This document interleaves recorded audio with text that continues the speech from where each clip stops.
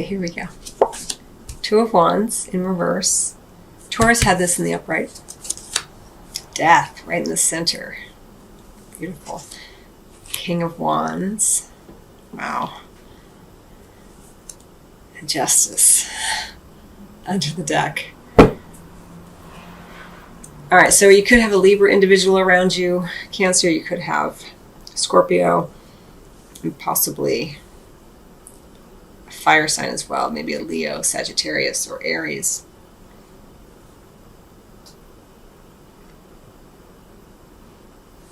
I mean, it doesn't really matter, but some people love that, so I thought I'd put that out there. Not that some people love it, but for some people it is apt. All right, so we have Justice under the deck. So powerful underlying energy for you, Cancer, during this time frame of being fair and just. What is fair and just in your world? You will see aspects of this come up over and over again during the month of March in general. Or it could be a Libra person who's just very prominent during this time period. But I will say this, Cancer, the onus is on you in a lot of ways. Now, for some of you, it may be that you are dealing with a legal situation. But for others of you, it's a little bit like it's up to you to be fair and just. Is how it feels to me. Not that you aren't normally, but during this particular time frame, it may come up over and over again. As I mentioned, kind of like whenever there's a lesson, it's like we see it. It comes up in a lot of different ways. And in this month, for you, during this month, Cancer, you may see areas where you can be more just, or where injustice exists, and you step in and say, that's not quite right, you know. Not that you have to police the world. It's not about that.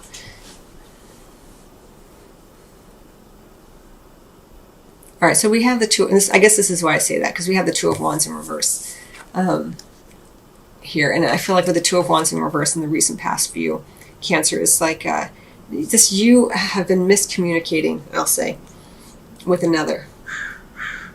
And it may be someone in your family with whom you talk, but it's almost like you speak different languages, you know? And it's rooted way in the past. It's just way back there. Nothing is ever going to necessarily change that. It doesn't need to, because if you come to any kind of conversation or exchange with someone, I'm going to say it this way, in your family, but it may be your family of friends, you know, this kind of thing, people with whom you have a long-term friendship, I would say.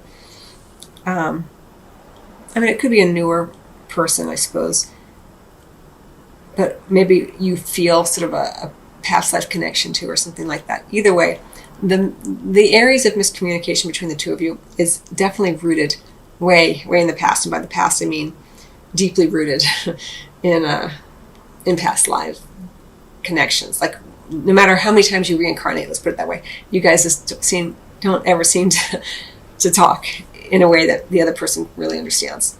Neither right nor wrong, just different ways of communicating, different ways of being, right? Anyway, so that's in the recent past. But if you bring a sense of justice to it, you know, as opposed to judging the other person or judging yourself, then you can have those conversations with less suffering and less pain. So when I say that no matter how many lifetimes you reincarnate, you're probably never going to actually speak the same language. That's okay. But if you're just about it, if you're fair about it, you recognize, it's just the way they communicate. We're just very, very different people. Okay, so, and then we have in the center here for the present position, we have death. Such a beautiful illustration in this deck. Now, the death card does not mean physical death. I mean, it can, but it's really more about a natural ending to something. And I feel like it's a natural ending because, like all things, there's transformation involved.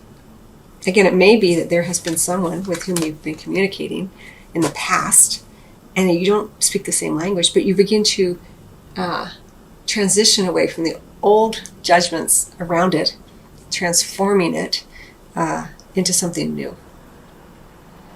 A lot of different ways it can play out here, Cancer. But something is ending. There is a natural end to something whose time has come to transmute into something else. And what it transmutes into, let's say, I feel it more like it's a transmutation. We have the King of Wands. Could be, again, a fire sign. Could be a Leo, Sagittarius, or Aries individual. And it feels more inspired. You feel more. Let me put it this way. You feel a greater sense as we get towards the end of March here. Again, some of you may elongate these energies and some of you may compress them. Depends on your process. Cancer. But if it's not you feeling more energized, more inspirational, more charismatic, more sort of in your power through this death process, someone comes in who is this way. Now, make sure that either you or the other person isn't blinded by ego, isn't blinded to the past. You know, we don't want to forget the past, you know. There's a transmutation. But it's nice to use it as our touchstone. Not to relive it, but to honor what was as we move into something that feels faster moving, that feels more inspired, more energized, and more just. You know, more fair. The old way is coming to an end. Could be an old job, could be an old relationship, could be an old way that you interact with someone.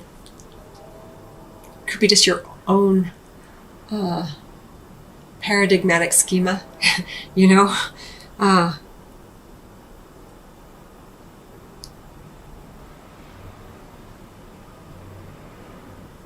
Again, it could be a relationship that's ending, transitioning, transmuting into something else. Or you are just transitioning away from something else. But whatever you're transitioning away from here, whatever is being transmuted, it actually is going to be much, much more enlivening to you, Cancer. Again, more inspiring, more enthusiastic.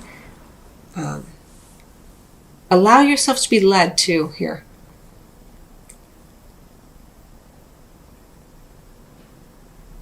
You don't always have to be the one in charge. Allow yourself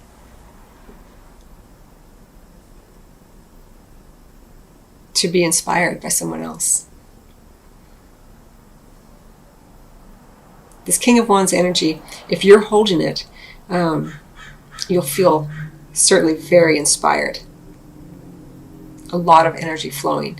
Just make sure that you're not blind to the past. Make sure that you're not single-minded, so single-minded that you forget where you came from or what's come before you. You want to hold honor. You want to be just, right? Fair and just to all involved as best you can. Again, I guess this is why I said the onus is on you. The impetus is on you, Cancer, to be the one who's fair and just. And it may be that, again, for some of you, it may be actually in a legal setting here. But whatever is going through this death process, whatever is transitioning and transmuting or transforming, is moving into something much more inspired.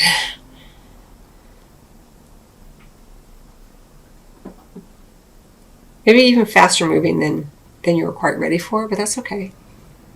You know, we got to keep up with the times.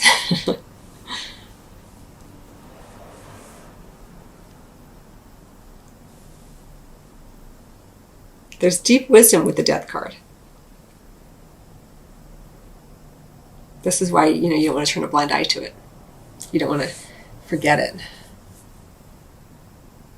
Not to wallow in it, but to honor it, in a fair and just way.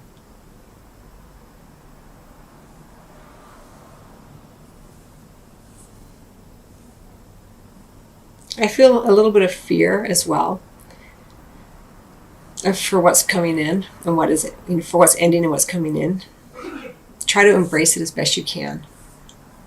Do what makes you feel comfortable. Breathe.